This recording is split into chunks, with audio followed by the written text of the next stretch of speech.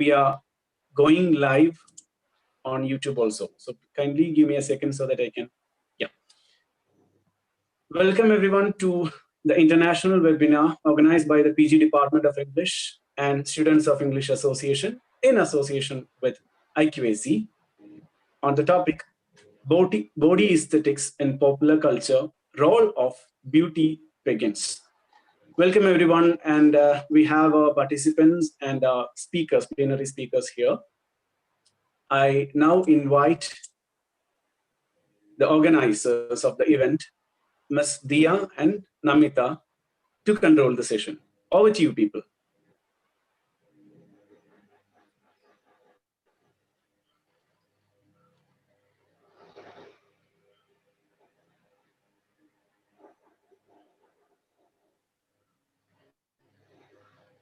Dia, can you?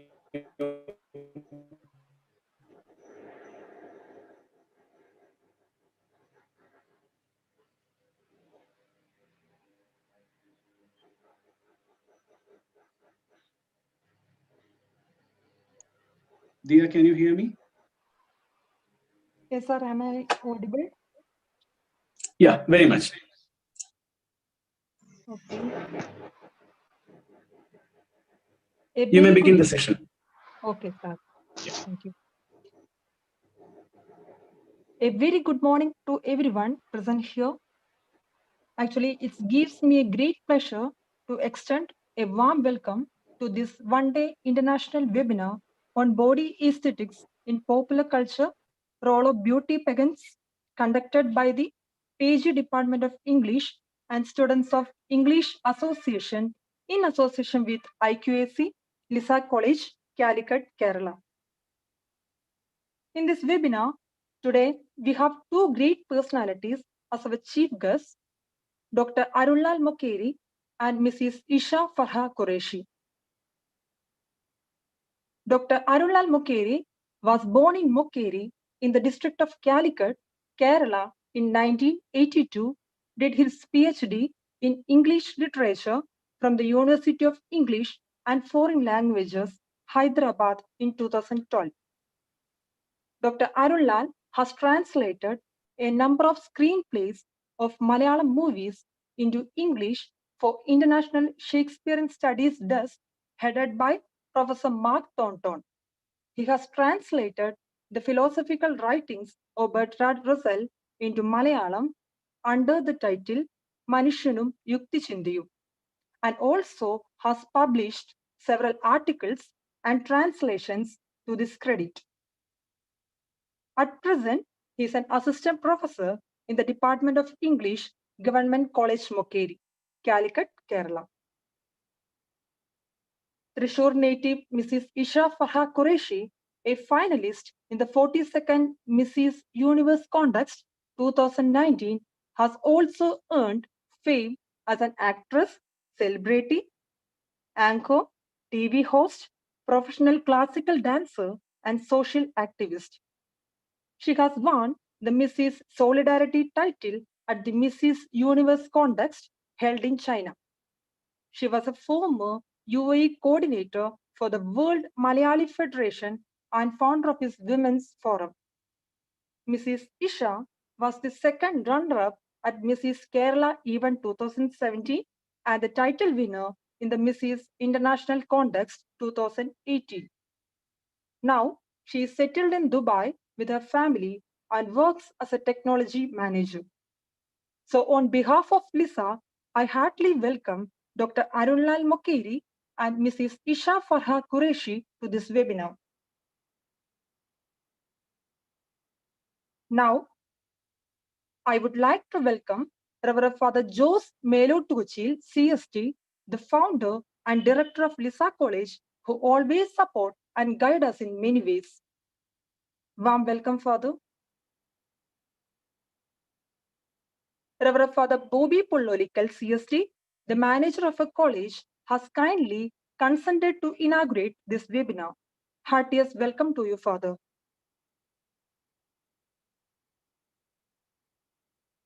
The great personality who effectively and efficiently manages the academic and administrative affairs of the college is Dr. Benny Joseph, our principal, I sincerely welcome you, sir.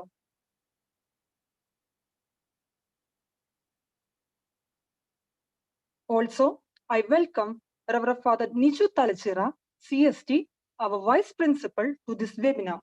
Hearty welcome, Father.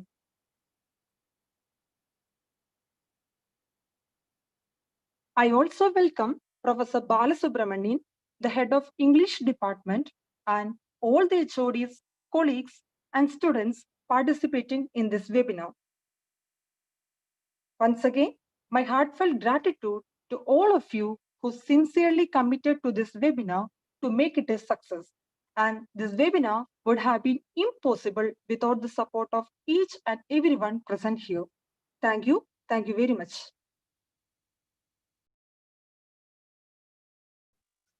Thank you, Dia. Moving on to the next, we have our presidential address by Dr. Benny Joseph, Principal, LISSAH. Benny sir, I hope you can hear me. Yeah, I've made you the co-host. Now you can mute your. Yeah, fine. Sir, over to you. Good morning. Am I audible? Yes, sir. Clear. Clear. Good morning and welcome to Little Flower Institute of Social Sciences and Health. Chief guest of the day, Dr. Arunlal Mokheri, Assistant Professor, Department of English, Government College, Mokheri, Calicut. Mrs. Isha Farha Qureshi, 42nd Mrs. Universe 2019 finalist. She is also an actor, anchor, dancer, and social worker. Our beloved director, Father Jose Melot Gucci.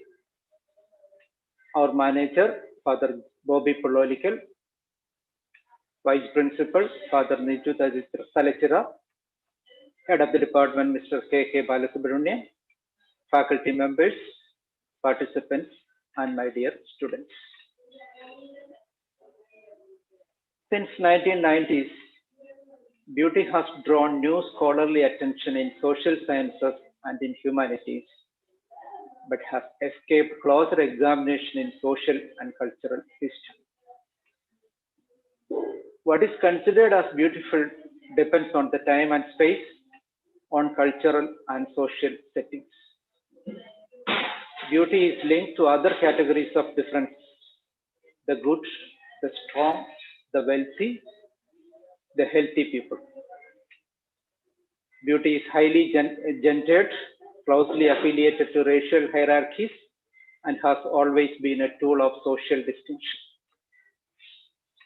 Owing beauty and assessing beautiful things is a privilege, even if it may also be considered a burden. Beauty pageants have long been a contested part of our culture.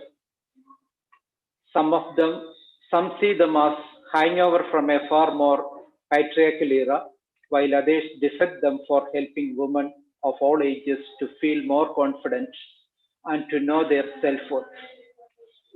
Beauty pageants are a highly popular form of entertainment around the world, and the beauty king embodies her community standards of fraternity. International beauty pageants such as Miss Universe and Miss World competitions are stages for showcasing national distinctiveness and pride, and for advancing a nation's status in global community. With an overwhelming amount of viewers and participants, it seems to be an important organization in the international realm that is often overlooked because of the stigma surrounding beauty pageants and what they stand for. However, analyzing the pageants, the participants, and countries that participate, it seems that international beauty competitions are more than just a spectacle of beautiful people to be judged. I would like to congratulate the English department for arranging a webinar on body aesthetics in popular culture, role of beauty pageants. I hope the seminar will be very beneficial and the next few hours will prove to be enjoyable and fruitful to you. Thank you.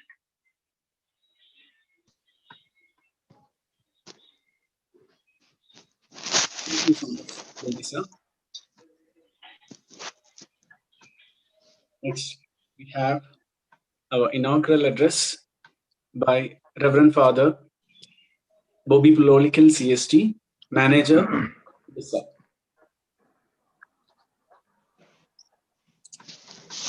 Good morning, everyone. Can you hear me? Yeah. Yes. Good morning, everyone.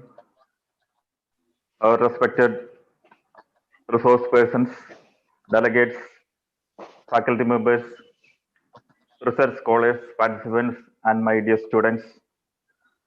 Hearty welcome to all. First of all, let me congratulate the Department of English for organizing this international webinar on body aesthetics on popular culture.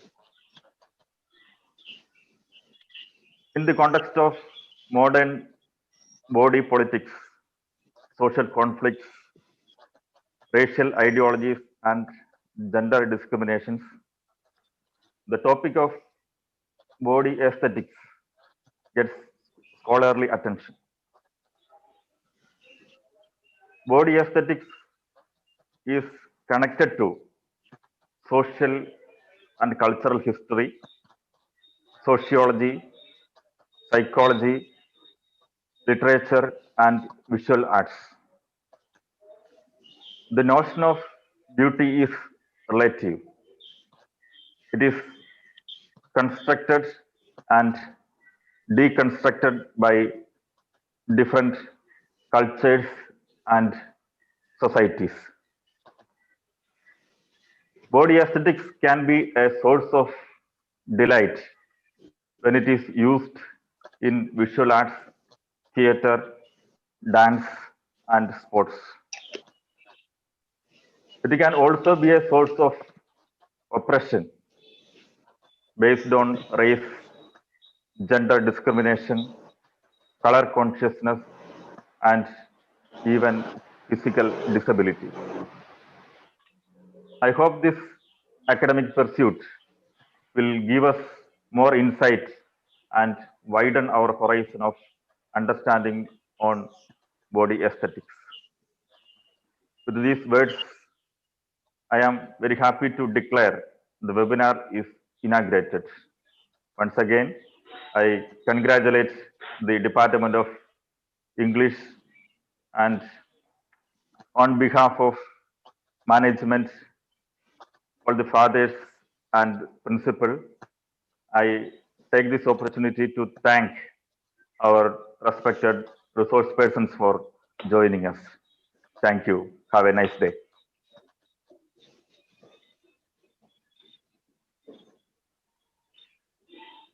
Thank you, Father. We have next coming up with a webinar concept note by Dilsha Kebas. Good morning, all. Dilsha, Hope you can hear me. very much clear. Please go ahead. Our topic, body aesthetics and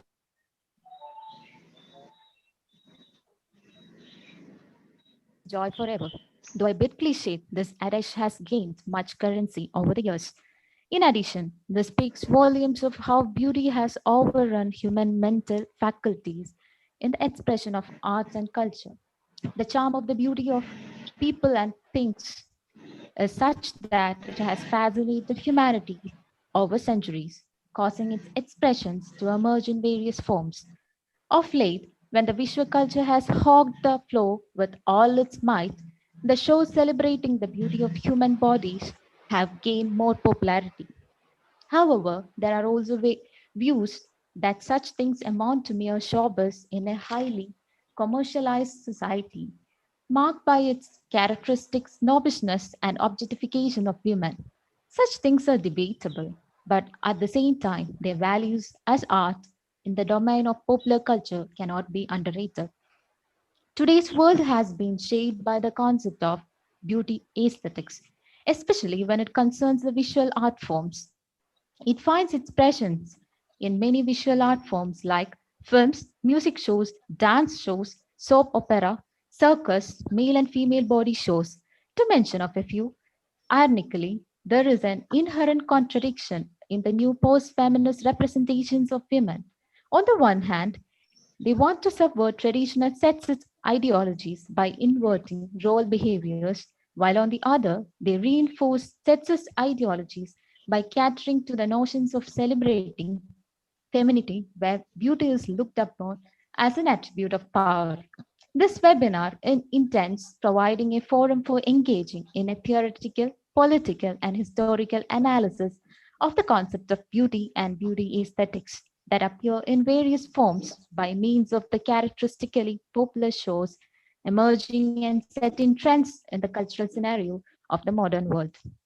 Thrust areas of the webinar: beauty pageants and the visual culture, commercialization and commodification of beauty in contemporary society, modes of representation of beauty in cultural expressions, and body aesthetics and the visual culture in films, movie, music, body shows, etc. Thank you. Thank you, Dilsha, for your wonderful presentation. And next on the screen, you're going to listen from Dr. Arunlal Mogeri. We have heard a lot about him from the introduction itself.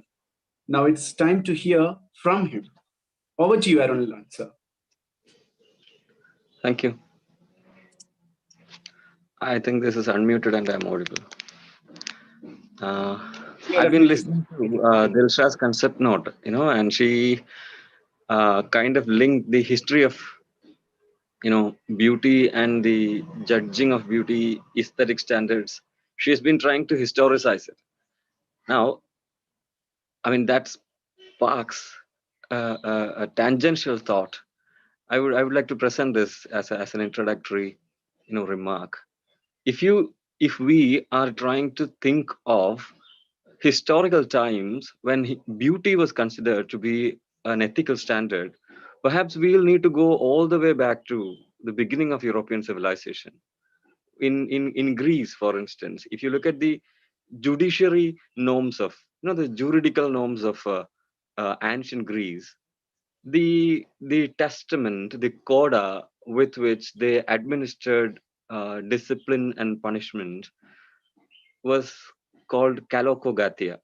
Kalokogatia, calisthenics, Kali as beauty, calligraphy is like beautiful writing. Kalo, that etymological root is Kalo is beauty and Gatia is ethics. So the ethics of beauty was supposed to be the central pillar of, Greek civilization. The ethical standards were determined by beauty of a person, and the beauty was very much physical. When we talk about, say, Greek gods, we talk about Greek gods, right? Greek god is still supposed to be a metaphorical ideal figure.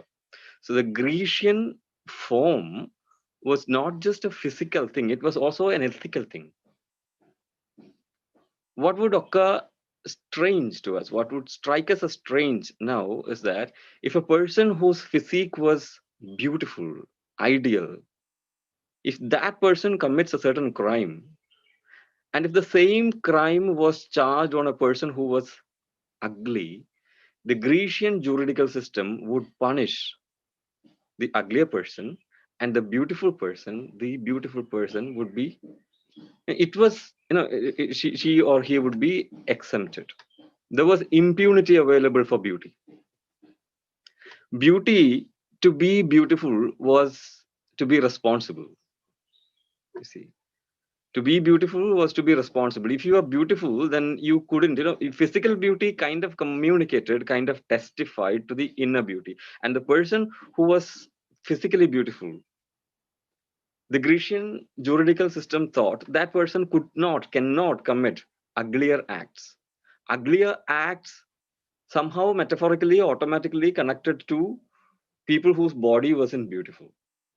And that sounds very politically incorrect, I mean, it can be politically incorrect. We are talking about like 500 BC, 1000 BC. We are talking about that time. We are not talking about 2000s. We are not talking about even 90s. We are not talking about AD at all. We are talking about BC, like, centuries before Anno Domini. That's what we are talking about. At that point of time, physical beauty was understood as an exteriorization of inner beauty, and that coda was called kalokogatia. Do not think that this is somewhere in Greece and we are completely exempted from that kind of historical foolishness. No, think of the idea of Savarna, for instance. Savarna as a person who looks beautiful. Savarna basically means fair person, right? The fairer person. So Sauvarna becomes Savarna. The golden complexion becomes the Savarna, and the Savarna will be exempted from punishment. The Avarna will be punished. What is that but another form of Kalakogatia? So in the ancient societies, beauty was not just a physical standard. It was a physical standard that encapsulated ethical standards. So if you are beautiful, you could actually have legal exceptions. Your ethical nature was exteriorized by your physical charms or physical, and that is why you will find Grecian images, Grecian visual art completely dominated by physicality. I mean the naked physique, the naked human physique was celebrated. And with that, that cult is important, because with such a cult existing in public, the beautiful person cannot dare commit anything that will basically harm the reputation that he or she has built up with the kind of physique that they had. But this is ancient popular culture, popular beliefs and all. We are not talking about ancient regimes. We are not talking about ancient societies. We are talking about body aesthetics in popular culture, and popular culture is something that is so new, so modern. So we must perhaps look into, like, take this quick jump over what happened. Many things happened in between. Okay, Christianity came up, the concept of sin came up, the concept of inner beauty and physical punishment came up. You torture your body in order to save your soul. That thing came up after the Greek civilization ended. After the Christian revolution actually started, the Christian revolution said you need to fast, you need to observe a vow of poverty. Remember the Augustine monks, the earliest monks and monasteries, who basically insisted on poverty being a virtue, on fasting, on basically torturing your body, your body as a site of evil, as a site of demon. And then your body has to be constantly kept under surveillance, because the soul is what is important. So this duality set in, and this duality was so great, it basically, the kind of idea, the idea that the Greeks basically held up about body being one with soul, one with ethics, this was completely subvert. It was breached. And then the soul was supposed to be something that you should cater to by means of subscribing to a religious coda. And most of the time, religion said sexual pleasure is sin. Any like proclivity towards material or physical pleasure is sinful, and the soul will suffer if you're going to look into your physical charms. Your physical charms basically denoted something demonish, something devilish, something that has a proclivity towards sinning. So this sin virtue thing said, and then centuries went on like that. Centuries went on like that. We're not going to scan that problematic history of beauty. I was just reminded of that Kalokagatia when LISSAH put up this historicization of beauty. That's all. My point was not to talk about that. We are not going to talk about that. We are talking about the beauty pageants. And the beauty pageants were held in some sense. Of course, they were held in ancient Greece, but not in the way we understand it. We understand beauty pageants through the television culture, the popular culture that we're talking about. Without reality TV, without the kind of TV that we all enjoy, beauty pageants wouldn't be what we understand it now. I remember how joyous we were all when Aishwarya Rai or Sushmita Sen, they won those titles, and we all thought they made India proud. The gender was being written over into national identity. Gender becomes nation in a very special way in a beauty pageant.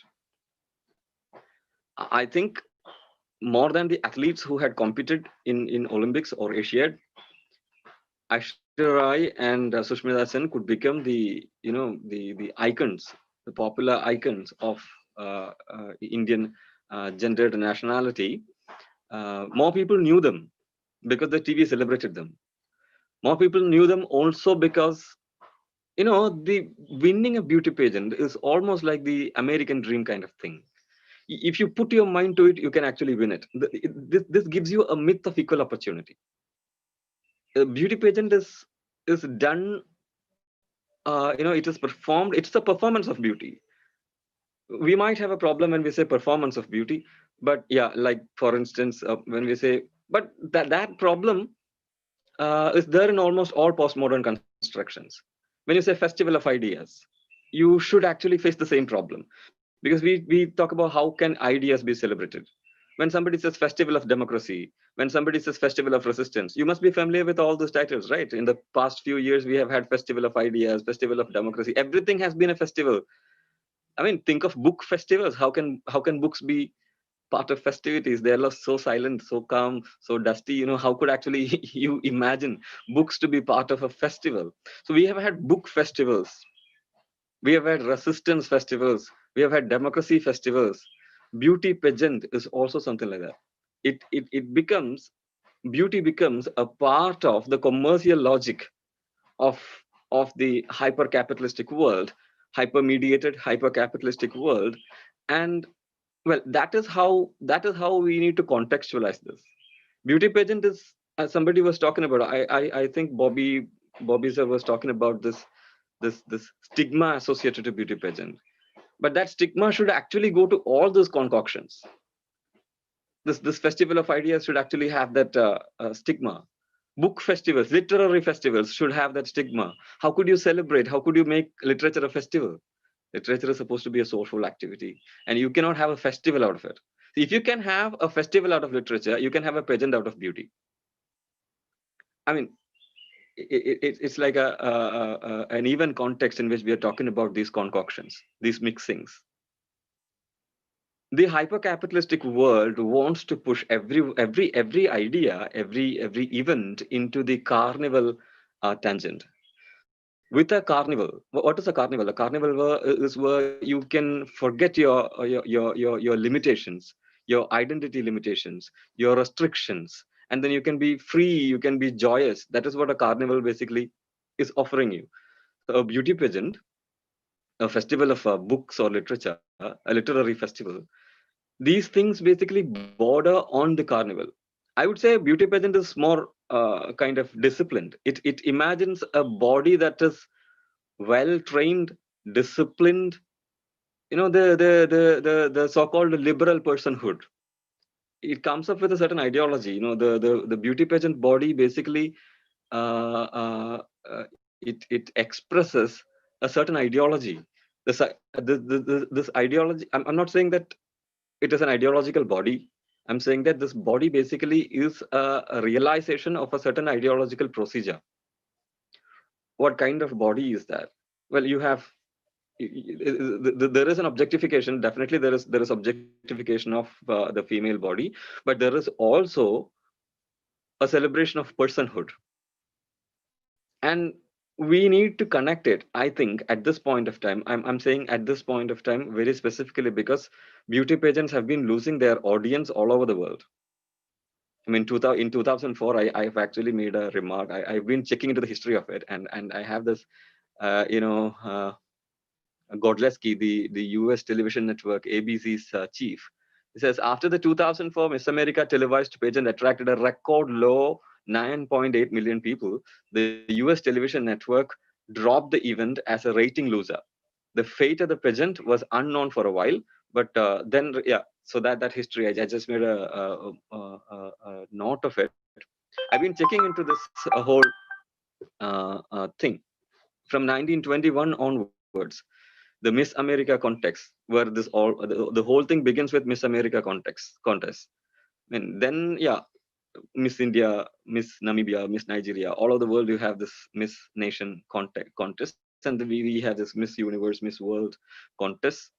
But everything begins with contest, the post Second World War, the new liberal ideas that were propagated by the American self. The American self, in the sense like the self-esteem boosting kind of selfhood that American post-war, post-Cold War ideology basically spread across the world.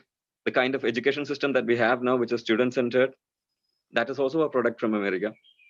The free market that we are all having now, like in the post-liberalization India, that has also come from America. The beauty pageants, this is also an import from America. Originally, this started in America in 1921, and that is, remember, that is before the Second World War. It had started before the Second World War, and it was so popular. It was so popular from 1921 onwards. The tryst of beauty pageants with feminism had begun.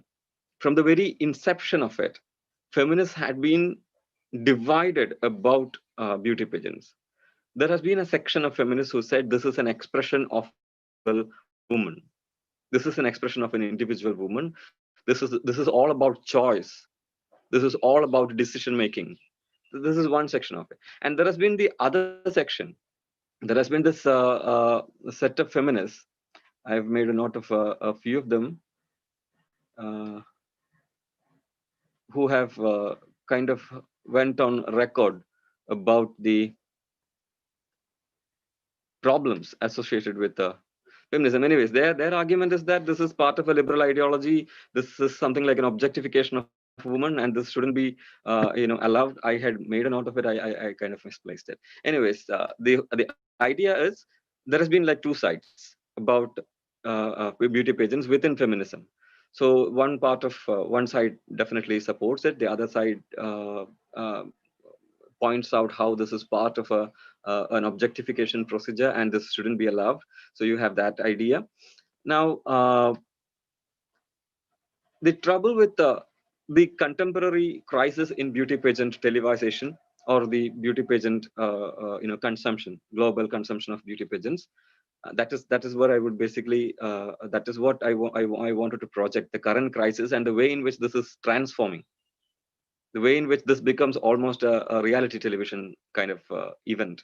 Okay, the reality television which came up in 1990s, they kind of, in the beginning, the beauty pageants started drawing from drawing ideas from the reality television, like asking smart questions to the contestants, then declaring the winner in a long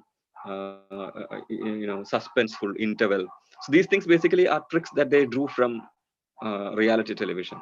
And Godlesky, the other person that I was talking about, the person who made a comment about the ABC television dropping Miss America contest, he has also made other remarks about how he was thinking of reviving the beauty contest, the beauty pageant.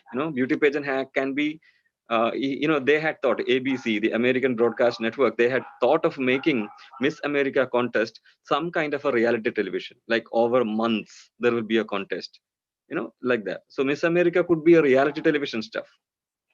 And think of that format could be applicable to Miss Universe, it could be applicable to like Miss World, all those contests. But that didn't really happen. They had plans to do that, but they couldn't do that because they went over to that slot went to something even bizarre. They had started these reality makeover shows. Maybe you've heard of that, Extreme Makeover or The Swan. These so very popular shows in America. They actually displaced beauty pageants. The popularity claimed by beauty pageants soon became the claim of extreme makeover shows. Extreme makeover is the title of that show. Makeover shows, like they'll have plastic surgery, cosmetic surgery, and this cosmetic surgery will be televised. So doing cosmetic surgery on your body in order to attain the ideal form, this became the rage of later years. So currently, the slot that was given for and the agencies that sponsored and the advertisement that went into feeding the beauty pageant televisation, that now goes into makeover shows, reality makeover shows, televisation of cosmetic surgery. Now, how was cosmetic surgery connected to beauty pageant? And there is an interesting connection between them. If this has to replace the other, there is a way in which body aesthetics, the kind of body aesthetics that were put before the global audience by the beauty pageants, by the ideology that was circulated by the beauty pageant, this was taken up by the makeover shows. But before we go into that, I have this remark made by uh, Susan Bordeaux. Susan Bordeaux, the author of Unbearable Weight: Reality and Femininity and Beauty Pageant, that book.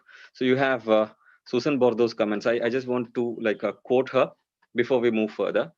So Susan Bordeaux says, the theories of power and agency that understand gendered and raised bodies as effects and enactments of power rather than passive sites for power are required to generate a more complex understanding of productions of femininity, as both represented by the media events and also through self-representation. A theory of power, like she refers to Foucault, definitely a feminist readings of Foucault. Like how would the feminist read Foucault is a question that Bordeaux was interested in, and Bordeaux has many other articles, about how feminism and Foucauldian theories of power needs to be linked up. Well, I'm not going into those details. I'm just finishing. Let me finish up my reading of Bordeaux here. So raised and gendered bodies as effects of power rather than passive sites for power are required to generate a more complex understanding of productions of femininity. A theory of power calls for a reconfiguring of gendered bodies on a political, social, and cultural landscape that assists in analyzing the complicated and contradictory ways these bodies are disciplined and regulated. Now, she is talking about the way in which a certain discipline, a certain regulation, a certain normalization is put into place uh, by by means of the pageant body. I mean, she uses that pageant hyphen body thing. So a pageant body is a site for representation. Of course, it is gender national representation. The gender becoming national identity. That thing definitely goes into it. I think I've got 5 or 10 more minutes to present this. I'm not even into the real thesis. Let me cut short whatever and get into the core idea. The core idea is the extreme makeover shows or reality makeover shows gaining popularity, the reality television gaining popularity, and suddenly the beauty pageants losing its global audience. I think there is, at this historical moment, there is some kind of give and take between these two trends. Why should ABC or other major American broadcasting networks or other global broadcasting networks give a backseat to the so-called traditional beauty pageant shows and then try to, it's not like they don't have pageant shows. They have reality television, which kind of borders on ideas that were built into, beauty pageant shows. The traditional beauty pageant shows had components, and these components were taken up by reality television, and reality television, reconfigures it kind of refashions beauty pageants.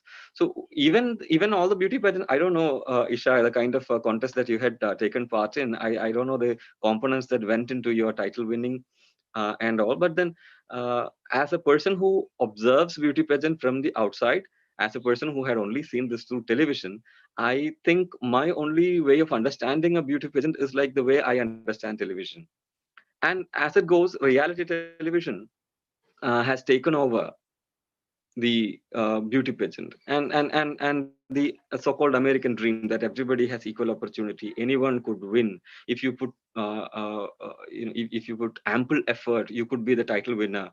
This leveling of productions of femininity, like the apparatus that works behind the production of a certain identity, is completely made invisible.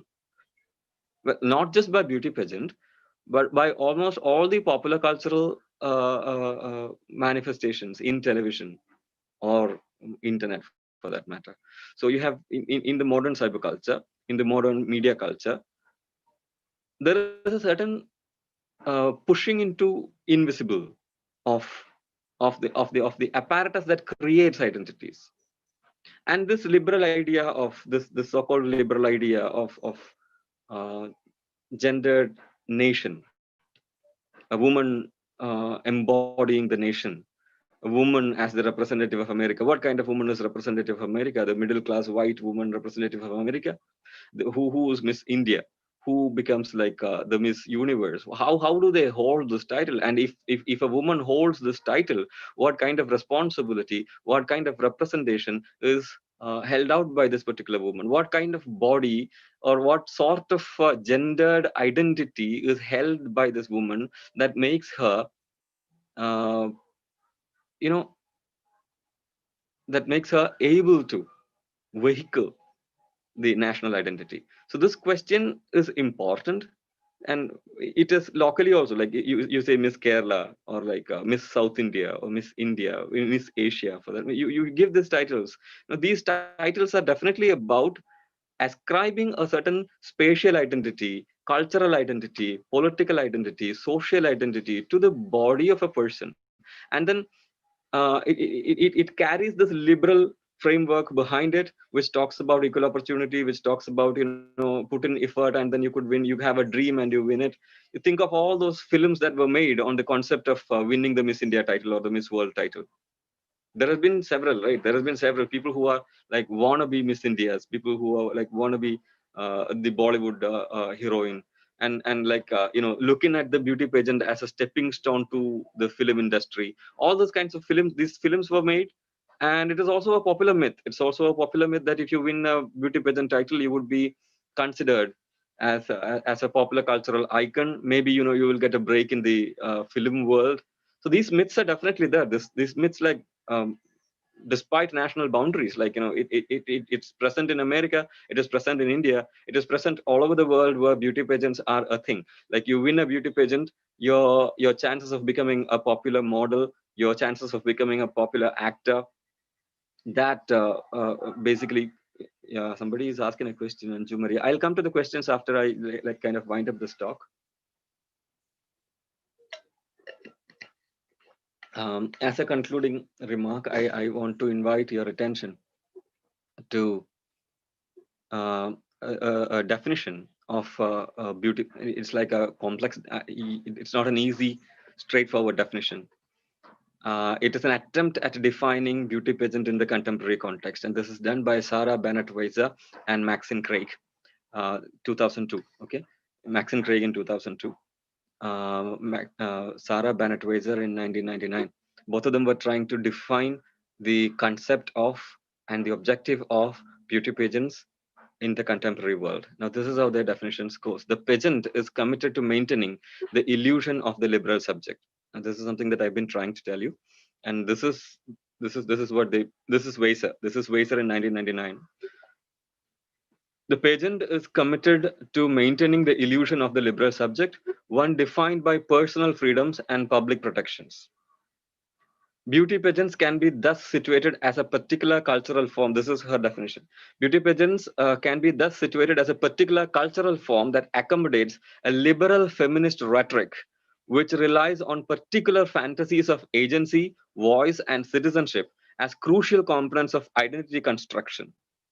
So, like, that is pretty much what I was trying to tell in the whole talk. I mean, it's like it accommodates a liberal feminist rhetoric, which relies on particular fantasies of agency, voice, and citizenship as crucial components of identity construction. Now, I'll come to Maxine Craig. This is from 2002. The beauty pageant offers a sensationalized venue. This is slightly different, but kind of the same idea in 2002. The pageant offers a sensationalized venue for constructing liberal identity that both draws from and resists a mainstream feminist agenda. Beauty pageant contestants are particular kinds of theorizing agents. Contestants perform liberal narratives about women's rights, individual achievement, pluralism, self-determination, and voluntarism in a similar way and on similar grounds as liberal feminists who have articulated the very same narratives. So the narratives that were articulated by liberal feminists are performed by beauty pageant contestants. What are the narratives? The narratives of women's rights, the narratives of individual achievement, the narrative of pluralism, the narrative of self-determination, the narrative of voluntarism. Now, all these things, the so-called liberal feminist narratives are performed by a beauty contestant, a beauty pageant contestant. And in that way, this is a sensationalized venue for constructing liberal identity uh, uh, you know, uh, as far as Craig is concerned. So this is how the whole thing moves: the relationship between gender and nation, the relationship between gender and liberalism, the relationship between commercialization, the hyper-capitalist trends, the reality media that kind of takes over this whole construct.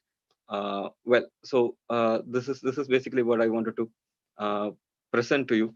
I mean, I'm no expert in like beauty pageants. Of course, I have, as I said, the only exposure that I have towards beauty pageant is, like, I said, the 1990s Miss World, Miss Universe contest that made us feel proud of, like, Aishwarya Rai or Sushmita Sen, or people who came afterwards, with these titles, and we have considered them to be popular icons. So this is the limited exposure of a person who looks into this whole world from the window of television, from the window of popular culture.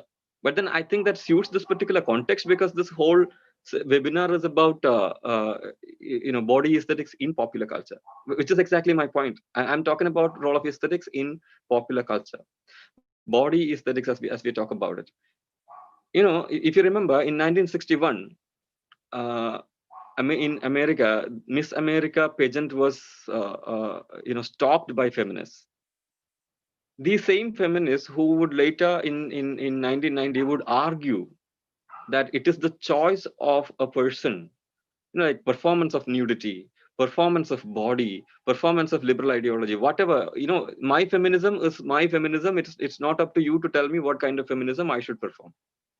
So you have the post-feminist tendencies. So in post-feminism, beauty pageant becomes a very slippery realm. It's not a black and white thing. It's a gray thing. It is an ambiguous thing. It's a slippery thing. You can't just you can think of a beauty pageant as a site of performing feminism. You can also think of beauty pageants as a context where feminist identity construction is being hijacked. So it works both ways. In post-feminism, you have different and various multiple ways of understanding this particular context. So with that note, I would like to take up the questions. I have seen some people posting up a question. Is it okay for me to take up those questions now, or should I wait for Isha to finish her talk and then maybe together we will pick up the questions? How did you plan it, organizers? Sir, thank you so much for your consideration. So we have two messages which have been put into a chat message. One was by Anju Maria saying, "Sir, can you please suggest few books to understand history of beauty, American and Indian histories?" That is one question.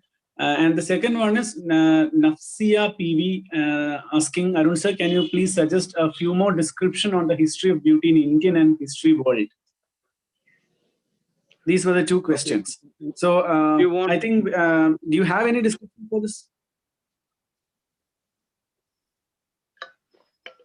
See, any book on postmodern aesthetics will basically give you an idea of the things that you're asking.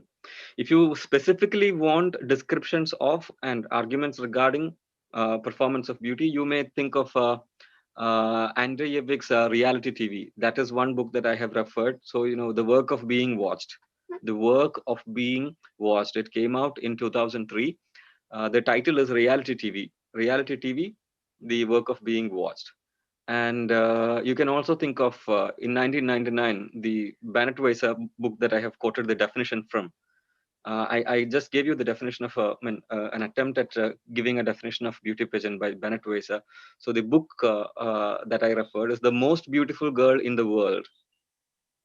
That sounds like a fancy title, but it's not a fancy book at all. It's a thick book. So you have The Most Beautiful Girl in the World, Beauty Pageants and National Identity. That is a book by Bennett Weiser. It came out in 1999. So you will get the definition that I was talking about by the end of the talk. You will get it get it there. And Susan Bordeaux's Unbearable Weight. That is also one fantastic book about this particular this stream of discussion which connects reality TV, popular culture, and beauty pageant. So you can get those discussions in the unbearable weight. Of course, the references to the Milan Kundera novel, Unbearable Lightness of Being. So it is not lightness, this unbearable weight. So Unbearable Weight is a book by Susan Bordeaux that came out in 2003. It was published by University of California Press. So maybe, these three books would help you, these three books would help you reach the points that I have reached. And if you search further, if you explore further, definitely you would reach beyond me, which is definitely, desirable. Are there other questions? Sir, we'll go for the further questions after the session by Isha. She's also waiting. So the questions will be dealt from the YouTube also. Will be having questions, we hope. So next we have Isha coming all the way, and she's joining us from Dubai. So I'd like to welcome Isha to the screen. Let me take a second before I put her onto the screen. Isha, can you hear me? Yes, I can hear you. I hope you all can hear me as well, right? Yeah, definitely. I just want to spotlight you. I think now it's okay. And thank you so much, Isha, for joining with us. And I hope you were with us the whole time, and you were listening eagerly. I could see that on your face. Right. So over to you, Isha. And I don't want to waste any of your time and any of our audience's time. So over to you. Thank you so much. So, respected the management of our college, the faculty members, Reverend Father Bobby, Reverend Father Jose, all our gorgeous girls and handsome guys. I hope you're all doing good, great, and enjoying the webinar, right? I can hear you. It's more like me talking to myself. But however, it would have been much more better if there is a chance to interact, very well face to face. And thank you very much, Dr. Arun. It was a very informative session. I was just keenly listening to each and everything that you were saying. There's a lot of information that I've never heard about, but then I gained a lot from that as well. And since that he had touch based almost all the areas of beauty pageant, the beautification, the history, the statistics, the facts, and also he had quoted a lot of the words from great personalities. So I think there is no much room left for me to speak. But however, rather than me going to the facts and the numbers, I would like to share my own personal experience. I feel that that will connect more with you guys because I'm a living example for all the open discussion that which is happening over here with respect to beauty pageant, with respect to modeling, with respect to the media and entertainment. So I will talk on light of that. So this is my first question. Okay, before that, I 200% agree with a major information which was given by Dr. Lal, but I have a different view to it, or there's a different angle that I look at it, and maybe I will talk further. We proceed. My first question is this: since that all are unmuted, I'm so sorry, muted. I don't know whether you will be able to say that. What is the definition of beauty for you? If anybody would like to interact, you can just raise their hands and probably the operator can unmute you and then you can just give an answer. If that is possible. They can just put it as a chat message so that I can read it out for you. Sure. So it's a very simple and straightforward question and any layman can answer. What is beauty according to you?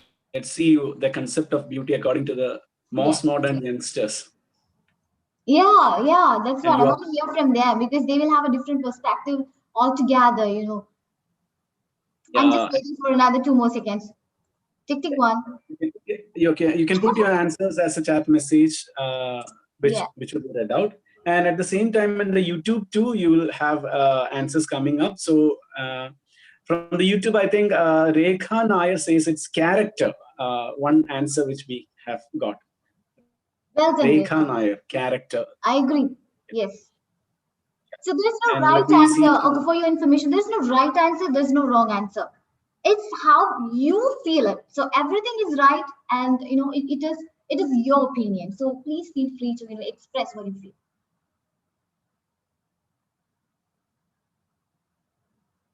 Okay, so I think I'll We continue. have messages from Sharanya saying that anything that catches the eyes of the beholder, Sharanya, Awesome. and Anand says sense of attitude, then Sainaba, a combination of qualities. Awesome. So super amazing. You guys are already expert. I don't have to explain what is beauty. Yes, we know that beauty is culture. It's very much linked to the culture. So Dr. Arunji, he was explaining how the beauty is evolved, what is the concept of beauty. If you look at Vedas, Granthas, Puranas, even all the holy books, the aesthetic feature, the feminism, the beauty of a woman, it's been explained in depth into it. So even look at the carvings. It is carved in depth. The curves are carved in depth. So you can understand the beauty is there always. Something which pleases your eyes is an object which is pleasing your eyes, which gives an immense joy in your heart, and that's beauty. But when it comes to a person's beauty, okay, and now before I come talk about a person's beauty, let me also talk about something little more about beauty. Beauty can also be personal. Something which looks beautiful for me, maybe for you it looks yuck. So it's personal. It's a personal opinion about something, right? And it's also universal. When I say universal, there's a set of standard that we, maybe our society, maybe the way that we are born, maybe the place, the country that we live in. There's a set of standard also, which is compared. This is beauty. This is like this, it's beautiful. If it is like this, it's not beautiful, right? So that's universal as well. So there's no clear-cut definition about an object's beauty. But however, it's how immense pleasure or happiness or the joy or how pleasing is your eyes. That's what the beauty is, and it keeps changing from time to time. It keeps changing from time to time as the trend changes, as the lifestyle changes, as the outlook about your life changes. It keeps changing from generation to generation. So I'm sure that you all agree to that point. Now coming to a person's beauty, I feel that it is, as she said, it's a character. It's the confidence that you carry within you. It is the quality that you have cultivated within you. It is how you position yourself to the rest of the world. So it is not actually your skin color. It's not actually how correct, symmetric, and geometric the shape of your body is, the way that you walk. No, this is your behavior. What you give to others is what you can expect back. So, how do you position yourself? How do you carry yourself? The kind of confidence that you have within you, and that reflects outside, and that's beauty. That's the beauty of a person. That's the beauty of a personality. If I say Michelle Obama, whom I really admire a lot, so how do you rate her? I shouldn't be talking in the public social media like this, but the way she's such an amazing woman. She's a woman icon that many people like me always love to follow her. The way that she carries herself, the way that she influences people. There are two kinds of people in the world. There are leaders and influencers. The leaders are the people who can lead a group of people, who can lead somebody, who can influence somebody, right? And the followers, they follow them. And a leader can convert an influencer, the followers, into another influencer, another leader, and then he is the best leader. So beauty pageant is such a platform where you carry the confidence within yourself, and you are showcasing that confidence so that you can set yourself as an example for the rest of the world. And it is not a body showcasing.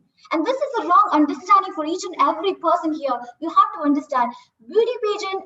I think the name beauty itself you need to cut off, because beauty pageant is not about body showcasing. The last year, 2019, okay, Miss Universe, she's a Miss South Africa. She's black, but she's a winner. So how? There are different criteria, there are different filtering process which happens. I don't see that every beauty pageant today happening is genuine. I don't believe that. There are wrong, false promises which is given to the girls these days.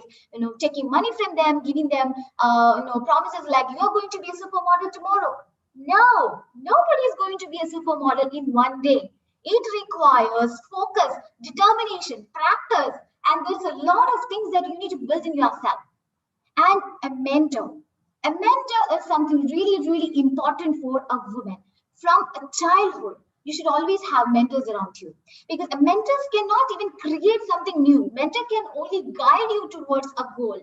to help you walk through the way, to make you understand this is right, this is wrong. Maybe if you do this, you will get better. Maybe you do this, this can go wrong. So that kind of guidance, or make you understand to take the right decision at the right time. So that's more important. So beauty pageant, people always have a wrong thought process that it is about the body show.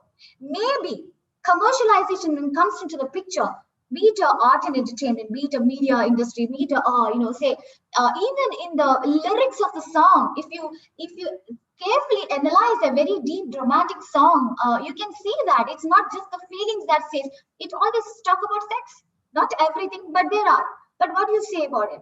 So this objectification is a natural instinct that is there in majority of the people. So there's a very thin differentiation, very thin line between loving a body and objectification. Loving a body is altogether a different feeling, but objectification is like you are irresistible seeing a woman body. If you feel irresistible seeing somebody's body, and that's called that objectification kind of a feel that develops in your mind, and that is actually there as an instinct for a lot of people, which is actually leading to the crime, leading to the rape cases and all that. It is the same field which is commercializing today in many of the major media industries. If you heard about item numbers, I'm so shocked on one specific time. What is this item numbers or item songs are all about? Because it's commercialization of the movie that they are bringing in, wherein they are using women as an object, right? I don't deny the fact that people are using it. People are making use of that, and the concept, the society has also tuned in such a way that the woman need to be looked like an object or a tool. So that is the mentality of the people. You cannot blame any industry for that matter. It is the mentality of the people that needs to change. The society that we are living in needs to be changed. The women, the girls which is growing, that needs to be changed. The way they look at the society needs to be changed. It's their empowerment should happen from within, from the home. So if you look at any industry for that matter, educational industry, you all are sitting over there. There are tortures which is happening for women. I know personally. If you look at the healthcare industry, there are issues happening. If you look at technology industry, it is happening. If you look at the government industry, it is happening. Look at the home inside. Every one person out of three, every 1 in 3 women are going through domestic violence also. So, but it's never coming out. When somebody is getting tortured or getting harassed because of the body or the structure, or because of just because being she, okay, if she's facing something, maybe unless and until it is a platform like that of a fashion industry or a media industry where there is a lot of focus of the people, there's a lot of limelight of the people, that gets sensitized. Media will celebrate it. But the same thing happens within the house and within the 4 walls, nobody will come to know. But still the woman is getting victimized. She's suffering it. She's taking it all alone, right? So this objectification comes from the mentality of the people. You can never blame an industry for that. So that's one point number one that I wanted to clear. So, and coming to the showcasing of the body, there are different criteria wherein a pageant contestant winner is being chosen for a genuine contest. I'm talking about.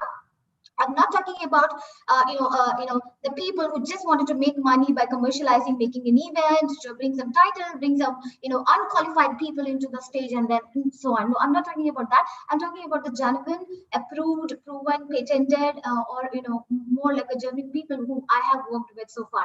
So there are different criteria. It's all about how worthy you are to set yourself as an example for the rest of the world. Whether you can be a big leader or you can be an influencer for the people and the society around you. Because when you are winning with a title, your voice is heard. Why you guys are listening to me? You are listening to me just and only because I have a title. If I'm just a normal woman, you may not be listening to me. Otherwise, I have to show my expertise in some other industry. People show their expertise in their own industry and the field. And beauty pageant or the modeling industry or the media industry, one such industry where you can showcase yourself and you prove your talent. And that is a platform where you can showcase or expose yourself if you have X factor in you. Okay. So what I mean to say is that there are different criteria where a winner is being chosen, how talented she is, how well aware she is about the society she is living in, how well aware she is each and every subject that she sees around. Not 100%, at least if she can talk 3 minutes about almost or 80% of the topics around her, then she understands the place that she is living in. And she is someone who have her own opinion or outlook about the life. Because if you have opinion about yourself and the people around you and the society that you're living in, only then you can influence somebody, right? What you think yourself is what others are going to think about you. So if you have read about Magic of Thinking Big, so it says that you are what you think you are. It's like that. So a beauty pageant title winner is, she knows she has the power within her. She feels that, yes, I am this. And I'm sure I can influence somebody. I'm sure I can change somebody's life positively. When she drives a movement, when she talks, when she creates something new, people will listen to her. So for a gender, I don't say it as a gender equality or anything of that sort, but that is the easiest medium for a woman to reach out to enter into the crowd. I can say that. You know, being into the politics or being into any other industry, it will be very hard for her. I'm not saying this is a cakewalk, because this is even more tougher now compared to the previous days. You know, because of, again, the politics within it, and even the judgment was not happening with the right criteria. When there are influence which is happening, when there is a influence of the money which is happening, so a different set of of the games that happens at the back end, wherein things are not under control. So that is a fact. That is a fact, and everybody knows, which is not really true. But I'll tell you one more thing. A girl who have a power in her, okay, a girl who already feels that I'm a born leader, beauty pageant is a place for her. One of the place for her. If you feel that I'm just coming for a time pass, I'm telling you, please don't come. This is not the place for you. It is not a 3 days or 4 days of grooming session which is empowering you as a woman icon. If you have the power in you, the grooming session is only going to enhance you, right? So this platform gives opportunity for a lot of womanhood, a lot of sisterhood to bring the essence in them, which helps to influence, change the lives of the people, where her voice, I'm repeating that again, her voice is heard compared to a normal woman. If she can be set herself as an example for her people or the sisterhood around, if she is able to help them, change their life, I think there is no better platform than this. This is what I feel. And commercialization is completely a different topic.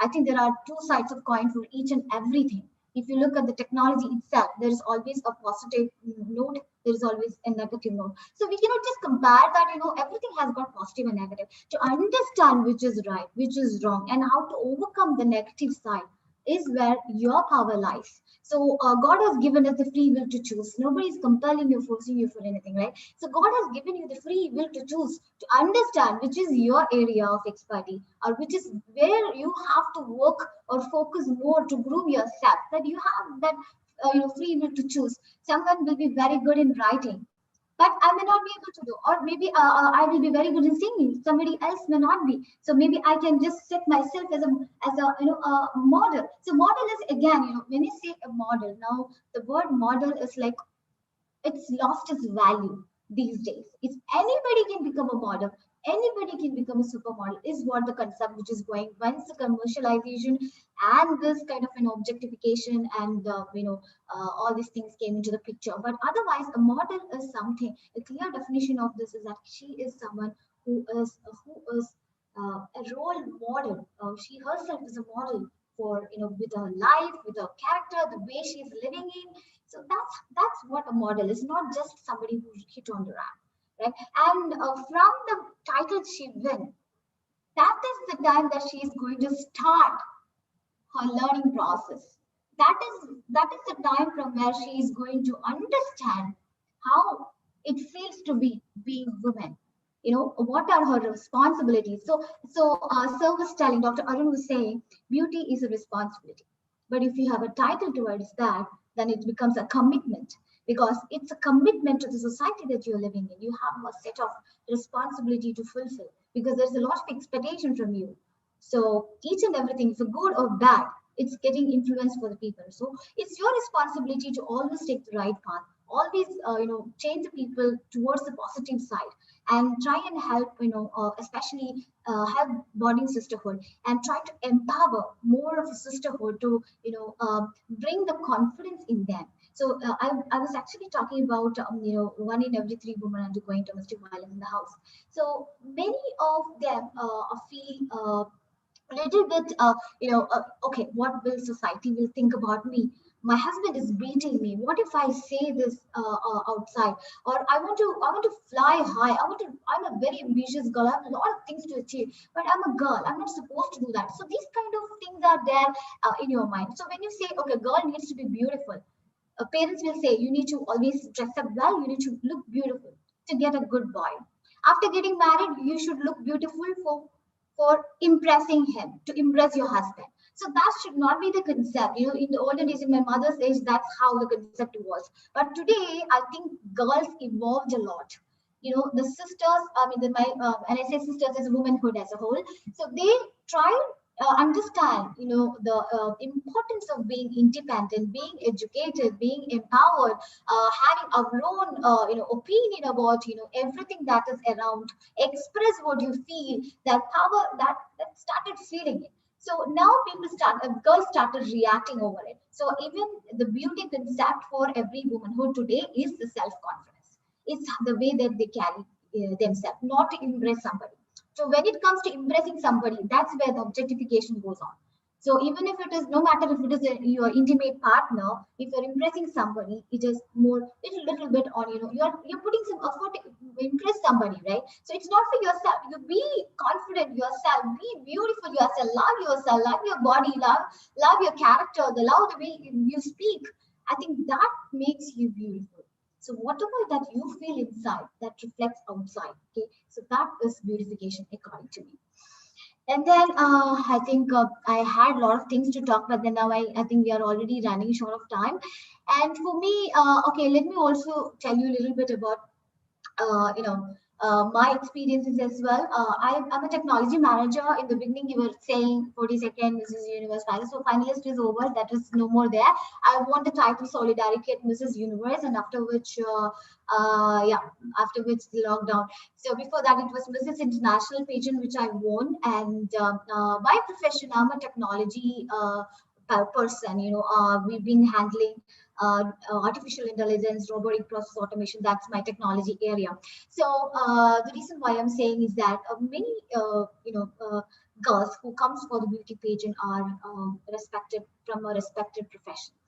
So it's not, if you don't have the confidence to be a leader, or to be a woman icon for the society, then they may not be hitting the ramp. That's what I feel. So there are models who take modeling as a profession, but modeling as a profession is a different subject altogether, because they are already trained to be a model.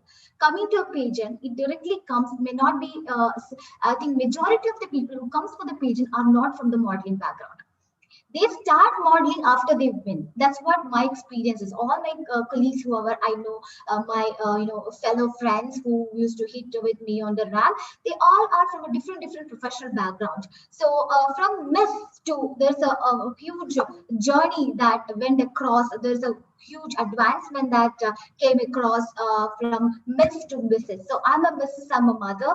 I'm a professional, a working person, and I'm always into art and media industry. So Miss and Mrs. is a two different category of beauty pageant. Now today, I've been talking to one of my friend 2 days back, because we are arranging a new event over here.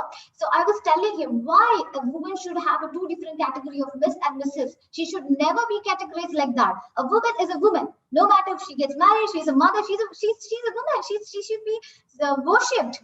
So then he said, okay, we have changed the title into MS. And this contest is open for both married as well as unmarried. And I was like so happy, because always society has categorized women after marriage needs to be into a cocoon kind of a life.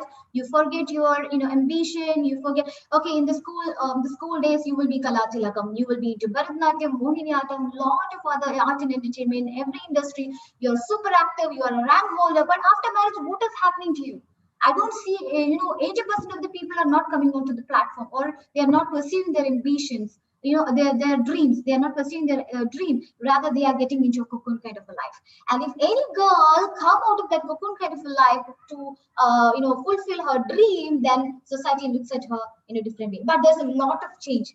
There's a lot of change in terms of that. Now the parents, the partners, even the society started supporting the growth of women. So that's a great change which happened in the society, and so for the pageant things also.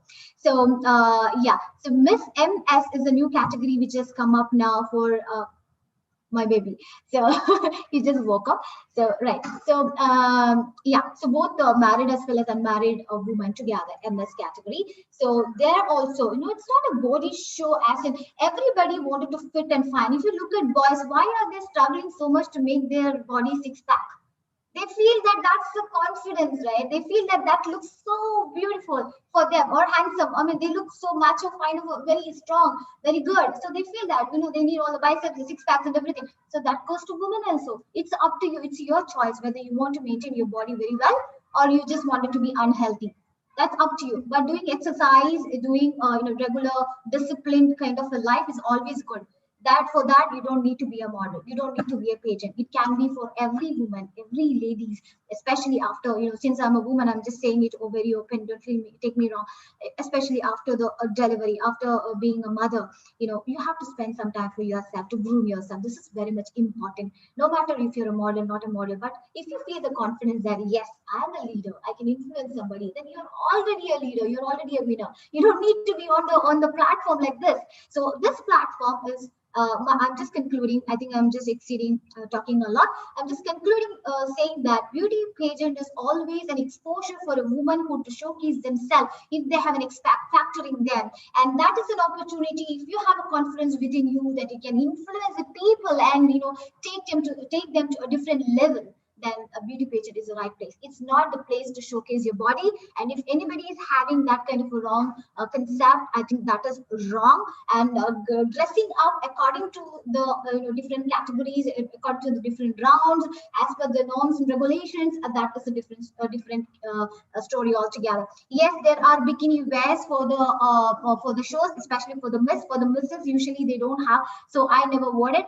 And if you look at my social media, also you cannot find a single picture which is showing any kind of undecent clothing. You may not be seeing. And I have hit the ramp of Mrs. Universe, being my own culture, carrying my own ethics, my own family values. I have never come out of that. So I think it's up to you. How do you position yourself?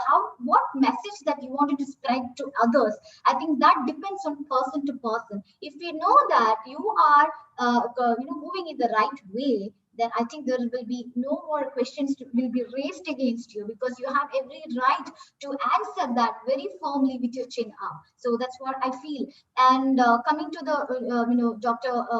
Arun was also mentioning about the nudity things.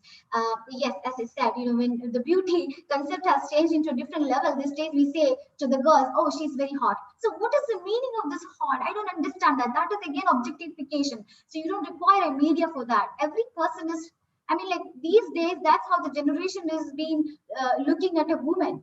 So the definition of the beauty itself gone to a hot. So what does this hot mean? I don't understand the meaning of that. So I think you cannot blame an industry for that. It is the attitude of the people that needs to change.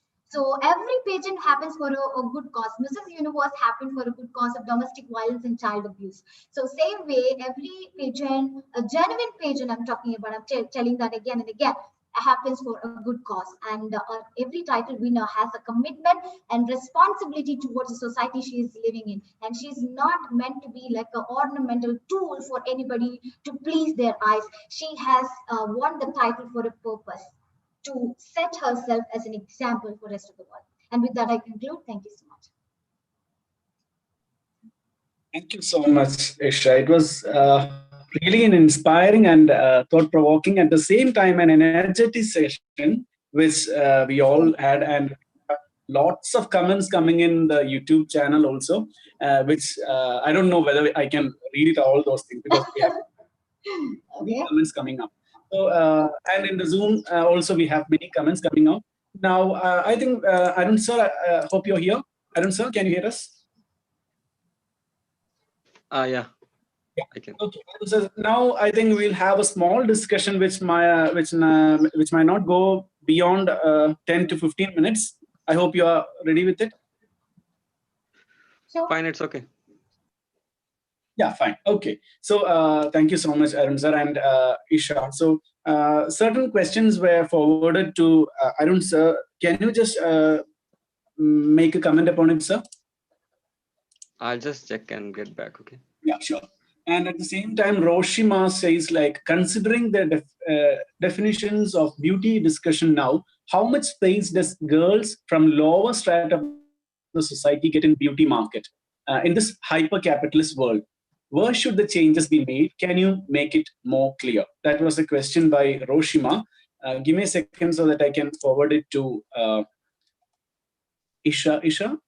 Yes, I can't see the question. If you could just Yeah, type it I'll over just here. put it in your chat box. I have put it in your chat box. Yeah, I've put it into your chat box. Now, if you have any comments upon it, please. I didn't get that. I mean, I can't see that. Fine. Sorry. Yeah, Yeah, it's coming. nothing. So, Yeah. considering the definition of a beauty discussed now, how much space does girls from the lower strata of the society get into the beauty market? In this hyper-capitalist world, where should the changes be made? Can you make it more clear? Okay, so actually, the beauty pageant or any kind of a pageant for that matter doesn't categorize any woman in terms of caste, creed, religion, or skin color, or lower income, higher income, lower strategical lifestyle, or nothing of that sort. If she is a woman of a content, she is always welcome.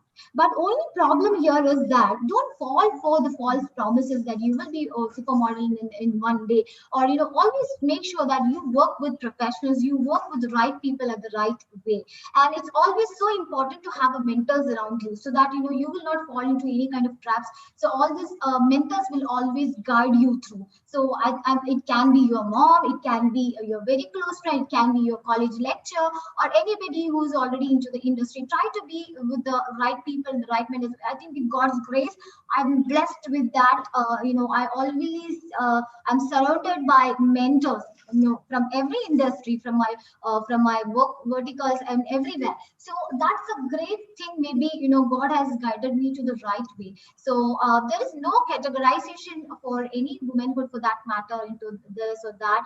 So only thing is that choose the right people and work with the right people. That's the only thing that you have to follow here, because there is a lot of problems, there is a lot of trap. People are exploiting, in the name of pageant, in the name of fashion industry, in the name of cinema. So there's a lot of traps that is happening that you already know it. So that's the only thing that you need to be, aware of. Yeah, I think that I answered her question, right?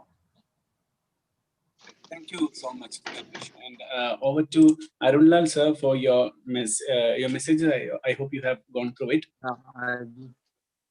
Yeah. I copied the messages. Let me a few things like the books that they're asking for. I have already given those information. I mean the titles of the book, the authors. That thing I have already given. I'll go to the other question. Another question here is like, can you please suggest a few more descriptions on the history of beauty in Indian and the history world? I didn't quite get that one, but maybe Nafsia is trying to ask about how beauty was understood in India and the rest of the world. I have to actually excuse that question because it's like such a huge topic. You can't just say how history understands beauty. I said, like, if you take the ancient Greek civilization, or if you take the early Indian civilization, there is a way in which caste system was associated integrally to concepts of beauty. People who were born to a certain caste, people who were born with certain physical charms, they were understood as belonging to an ethical category different from people who were born to castes that were branded with you know uh, um, undesirable or unattractive skin color, or like facial or corporal features. So you had that in ancient societies, in tribal societies, in caste-based societies, in slavery-based societies. You had this idea of slaves never being beautiful. Okay, slaves or slave castes never being beautiful. So beautiful was always given a privilege, and this privilege extended even to juridical systems. This is what I was trying to say in the beginning of my talk. Coming forward, this idea was changed, like with the arrival of Christianity, and this idea of split self, the soul being different from self, the inner beauty became a major concept.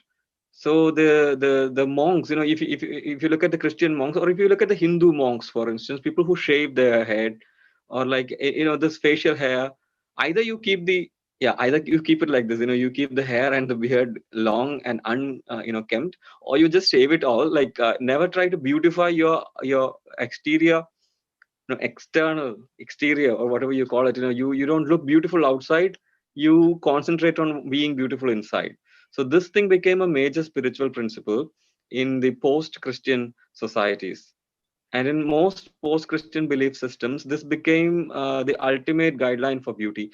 this changes this changes after the Freudian revolution in psychology. After the Freudian revolution in psychology, body again becomes important.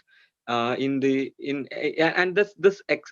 attains most powerful expression. This idea attains the most powerful expression in post Second World War America, with the beginning of the California Revolution, with the beginning of the social media, with the beginning of internet. What happens is external beauty, how you look becomes important, because like Facebook, for instance, it's how did it begin?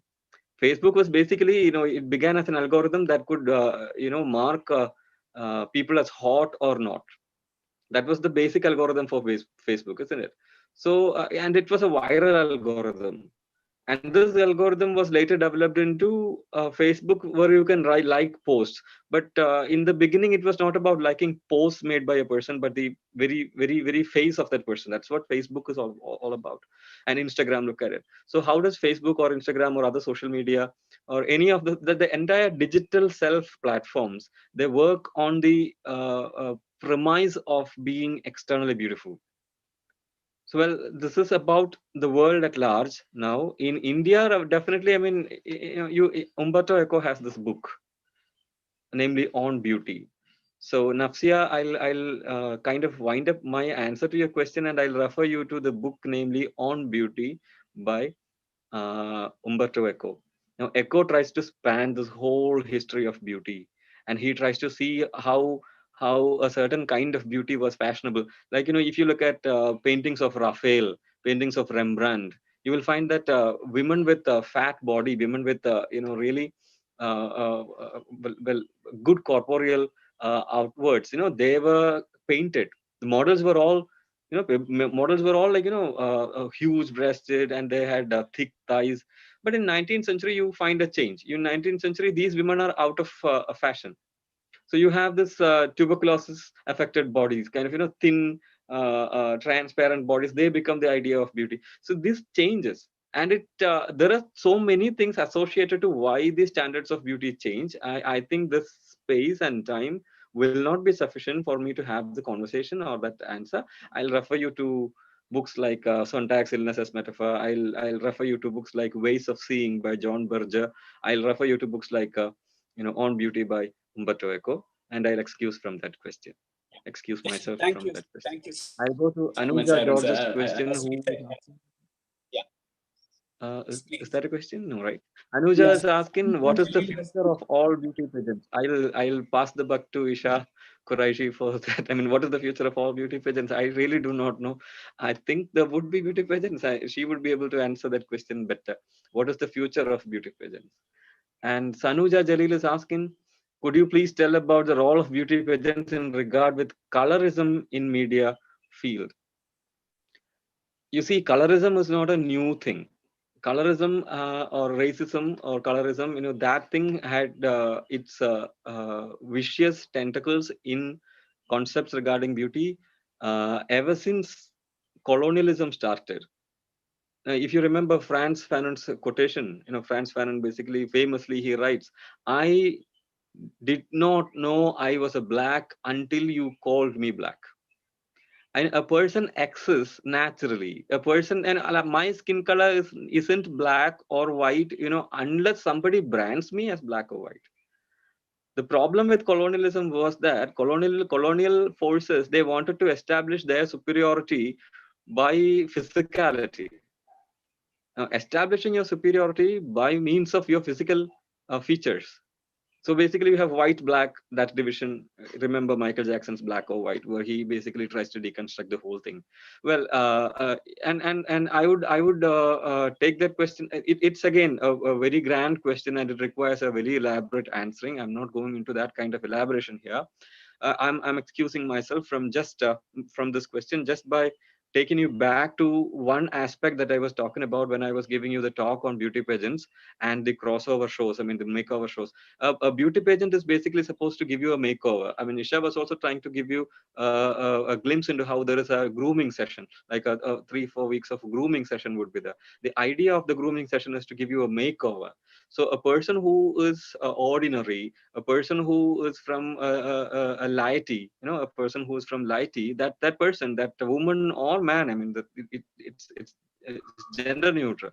That person, when they get into a beauty pageant, there will be a grooming, there will be a disciplining of the body, there will be a certain, certain standardization, and this standardization will basically make them able to embody, able to vehicle the national identity or the identity of the community that they're representing in the pageant. Okay, so this idea of a makeover, this is what you call a makeover. You're familiar with that term, right? I mean, people getting a makeover. I'm getting a makeover. Like, how would I get a makeover? I'll change my hairstyle. I'll change my whatever. I mean, how the way I'll dress. I'll get a makeover. But in a beauty pageant, the idea is makeover is not just physical. Makeover also has to be inner. There is an inner beauty which needs to be groomed, and the title is awarded to the person who is both physically and internally, psychologically, spiritually, whatever you prefer to call it, beautiful. So this assumption of a physical makeover carrying an inner makeover is slowly being removed from the whole idea of beauty. If a beauty pageant show is losing its audience to a cosmetic surgery show, in a cosmetic surgery, this inner beauty is not a concern, right? In a cosmetic surgery makeover, what happens? Your makeover is completely physical. There is no assumption of inner beauty.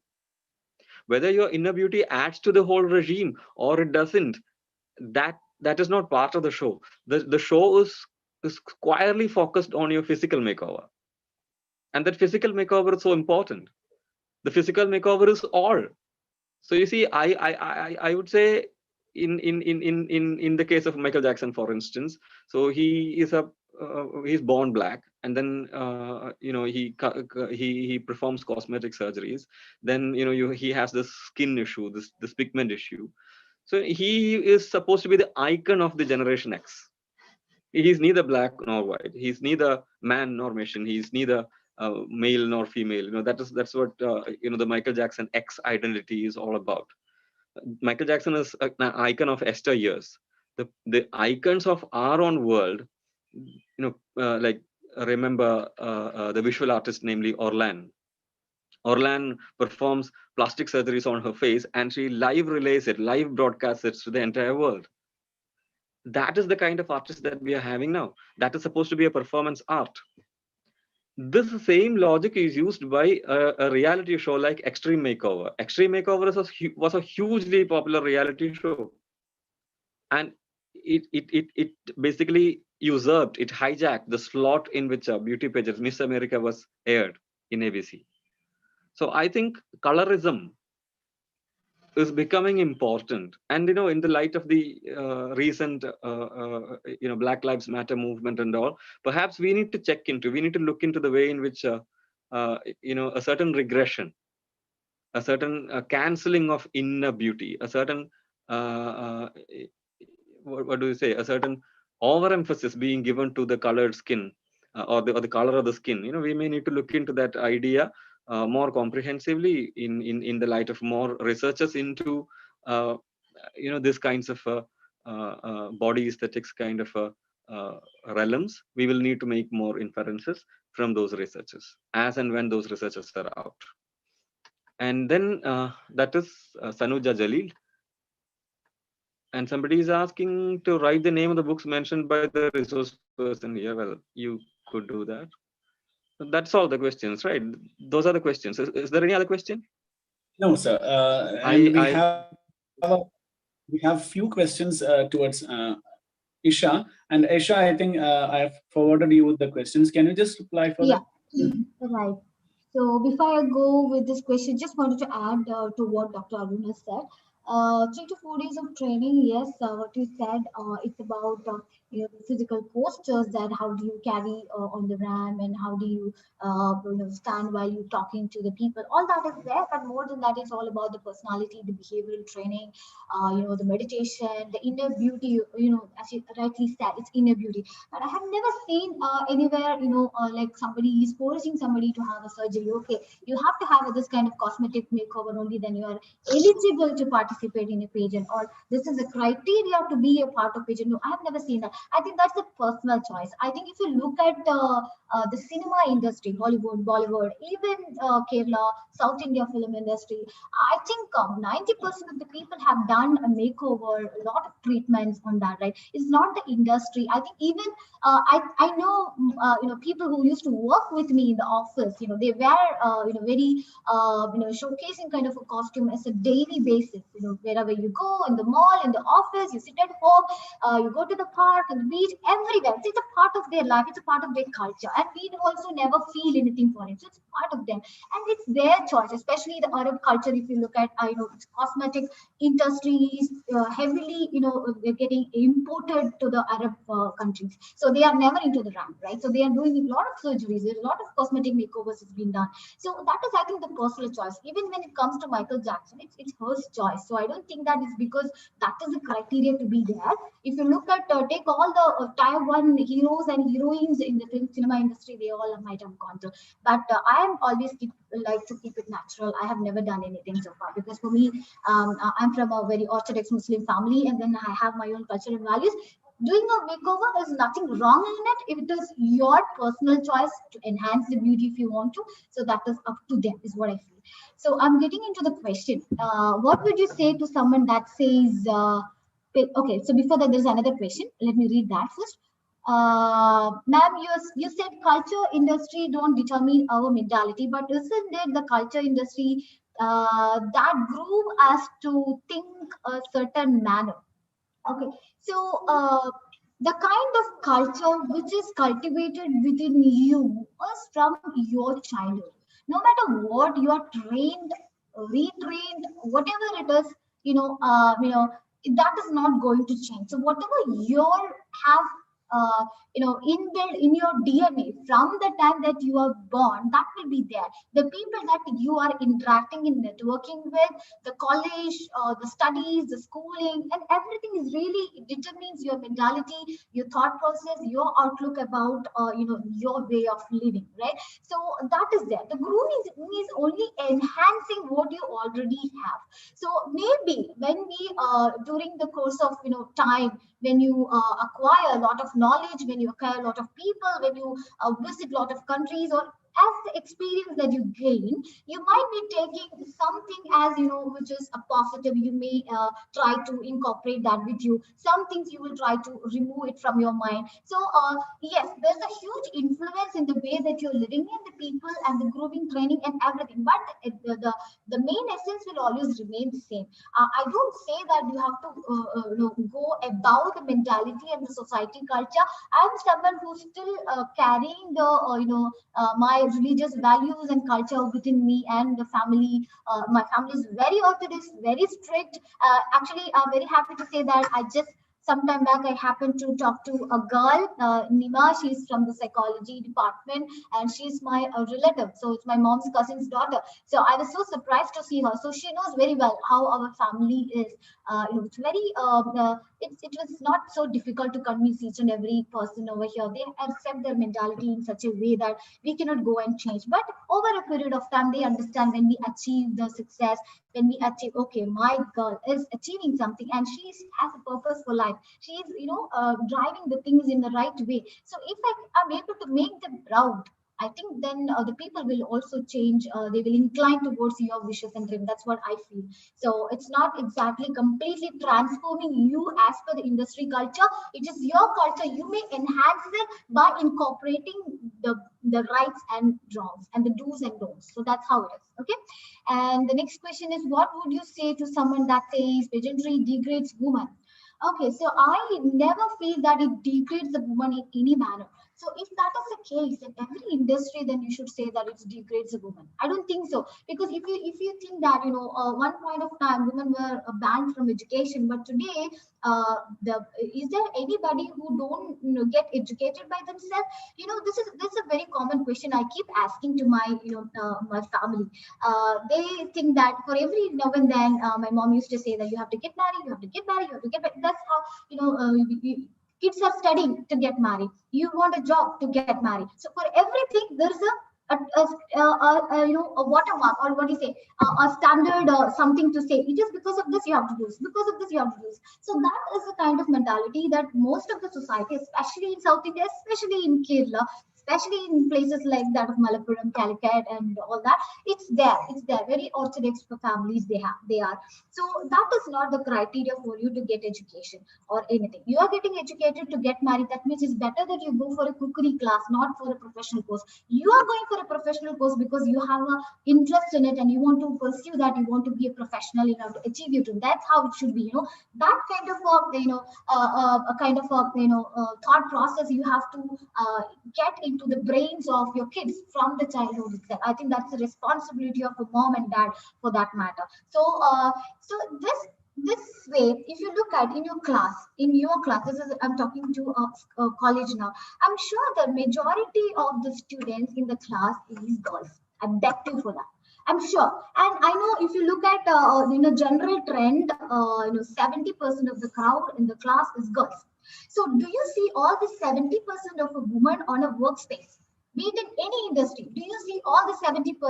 So if you say all the best of best, the gem of kids, the gem of girls that come out with the rank, come out with very excellence in art and everything. Do you see them on the workspace or the place where they need to be? No, we don't see that.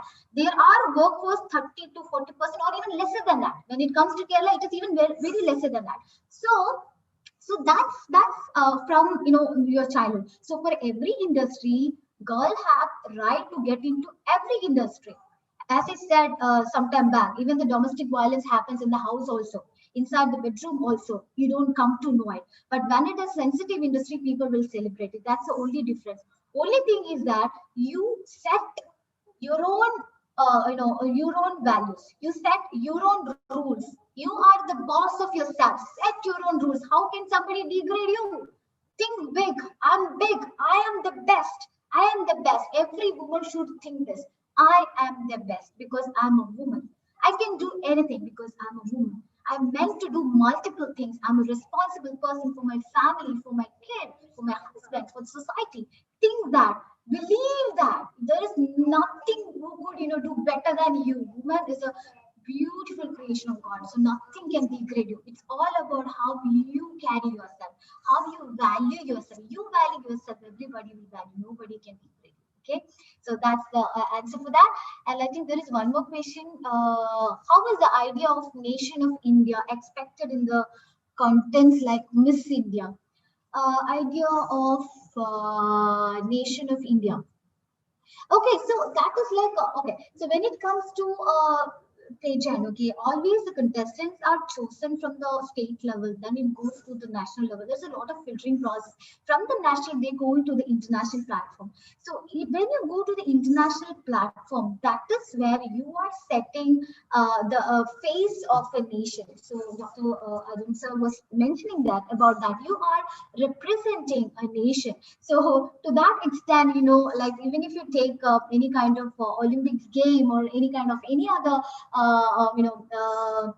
world leader or nation leaders for that matter, beauty pageant winners have really got into the minds of people, touched the hearts of many. So that was they were able to do that. So it's a woman is always been worshipped in that way. I'm not talking about the bad side of it. You know that always there's a wrong side as well.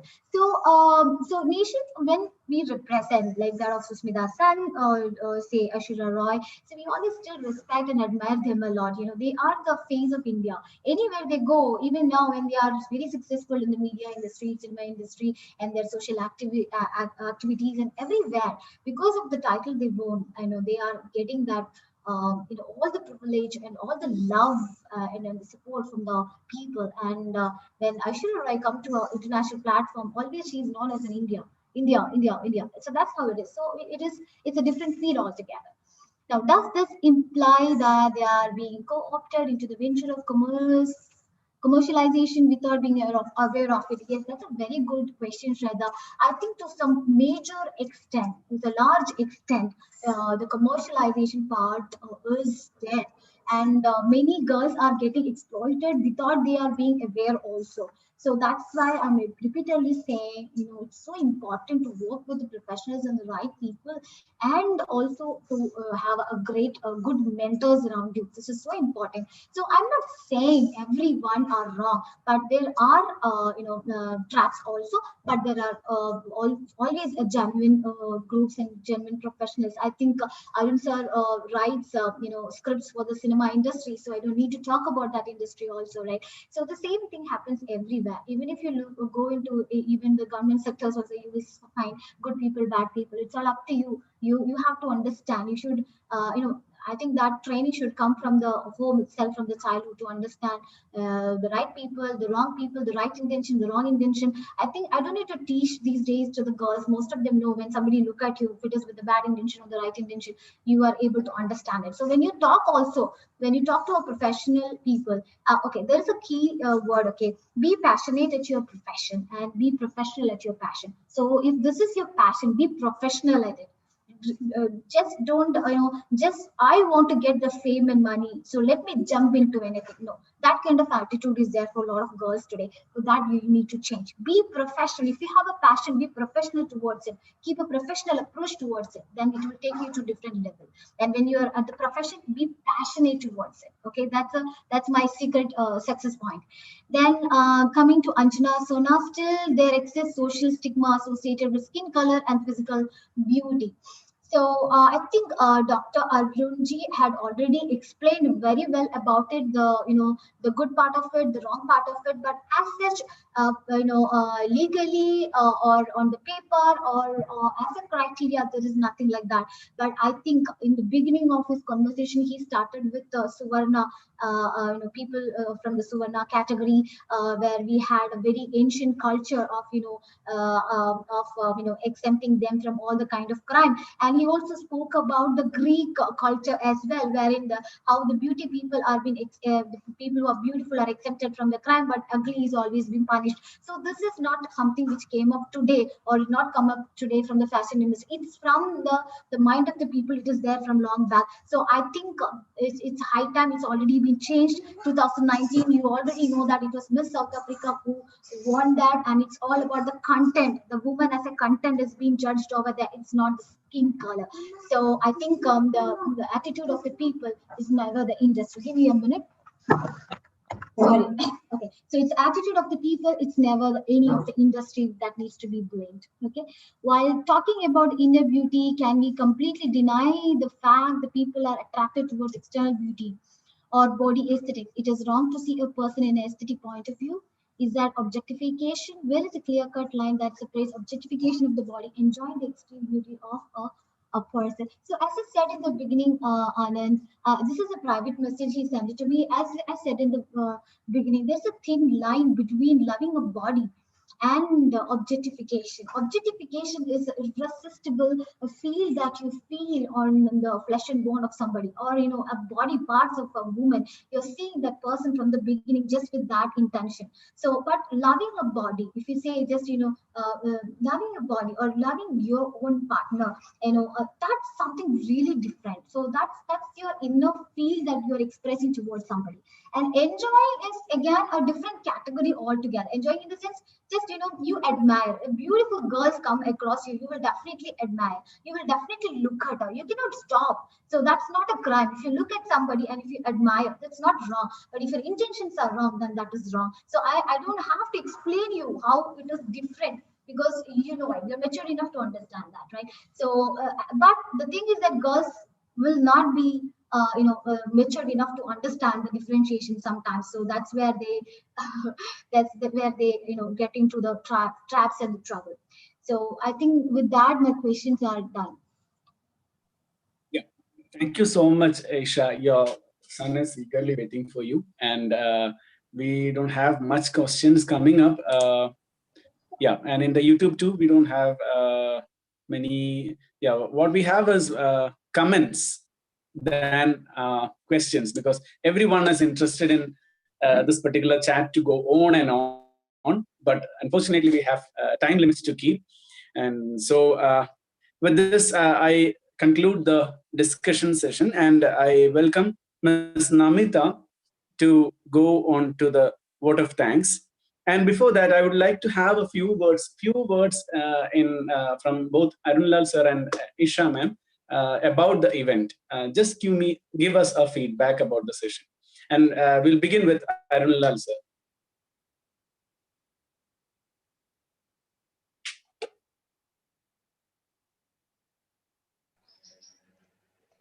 One sec, I need to unmute this thing. Well, Yeah, yeah, now it's thank you okay, for sir. calling me up. Fine.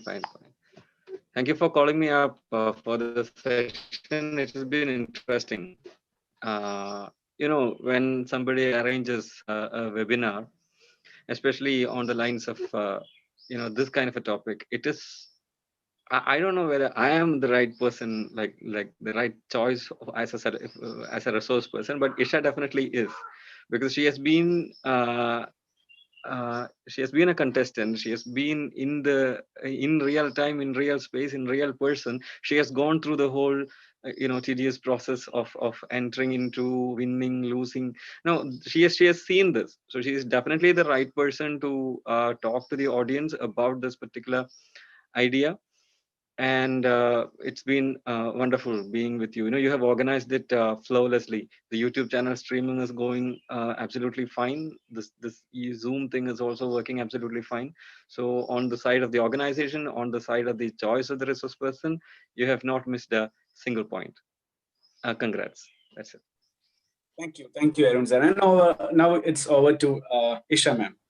Oh, I'm so overwhelmed. Thank you so much for inviting me today in the first place. I was so happy. It's a very interesting topic, and we can really go on and on. And Dr. Arun sir, you are, encyclopedia of knowledge. So no matter any topic it is, you will definitely come up with the valid points, and you don't have to think twice whether you fit for this topic. No, it's not like that. It was really enjoyed. I really enjoyed it. It was a very nice time spending with you. And to the students of this LISSAH College, I really appreciate, I'm very happy you guys have come up with such a beautiful topic. And then there's a great attendance that we could see today. And there's a great response from each one of you. So that's amazing. And then finally to the college faculties, management, principals, it's a fantastic organization. Fantastically you have organized it. Even technically also, there's no technical glitch. Everything was very smooth going. It was awesome. Subin, thank you very much for coordinating with me time to time. And there's a special thanks that I want to say to Benson.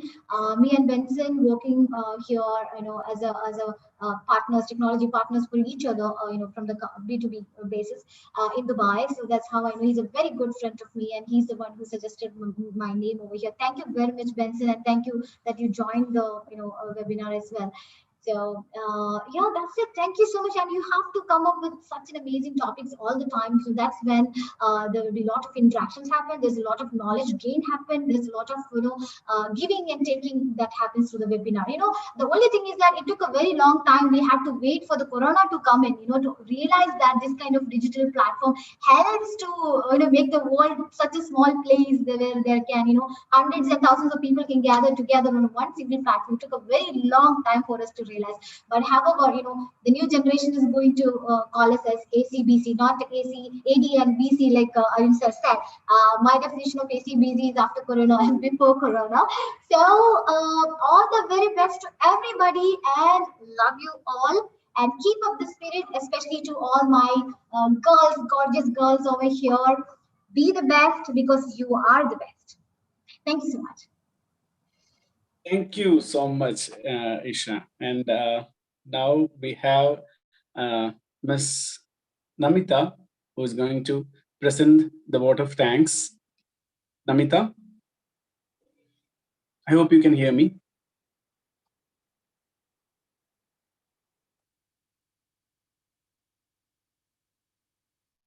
Yeah.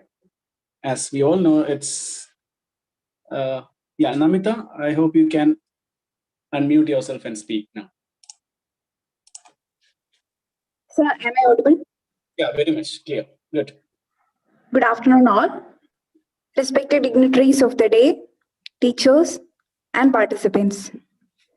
It was indeed a great honor for LISSAH community to host such an informative section on body aesthetics in popular culture.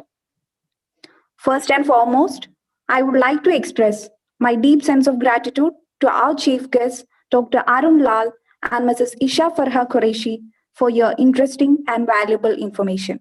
Thank you. Thank you so much for spending your valuable time with us. Next, I would like to extend my most sincere thanks to the management of LISSAH, Reverend Father Jose Meletogochil, CST Director, Reverend Father Bobby Pullolikal, CST Manager, Dr. Benny Joseph, Principal, Reverend Father Niju Talachira, CST Vice Principal, for the continuous support and guidance. I would also like to thank all my colleagues, students, and all the participants in this occasion for making this event a grand success. Thank you all and have a nice day. Thank you, Namita, for rendering your vote of thanks. Now, with this, we actually come to the end of our sessions. And the link for the feedback has been put in the chat box. And that's necessary to achieve your participation certificate. And for the YouTube live streaming session holders, there too, the link has been put right now. You can fill in the form to get your certificates. And kindly note that your spellings are your responsibility. Please do fill in without any mistakes. Thank you so much, everyone, for being the part of this international webinar. And all your presence have made it really international and inspiring. And this would help us and inspire us to do much better for the coming events too. Thank you so much, everyone. And this, we are bidding bye. Thank you. Bye. See you.